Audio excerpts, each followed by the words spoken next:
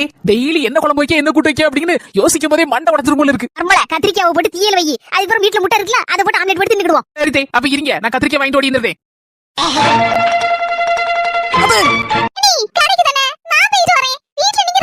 அதெல்லாம் ஒண்ணு வேண்டாம், நானே போயிட்டு இருந்தேன். யார ரைட் நம்மள வேலை வெட்டி இல்லாம உட்கார்ந்துட்டு இருக்கா, கடைக்காத போயிட்டு இருப்பேன். எப்ப பார்த்தாலும் கூறு கட்டவன் பேர் எடுக்கும்.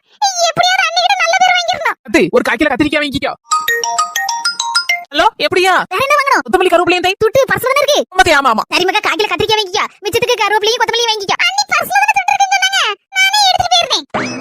இது துட்டுங்க இந்த வார பாக்கெட்ல வச்சிருக்கேம்மா. தங்கம் ஓவர் ஆசத்தி ஏகப்பட்ட மூளை இருக்கு, ஆனா அதை பயன்படுத்த தான் மாட்டேக்கா. அதனால தான் வயாம கெட்ட பேர் வாங்குதா.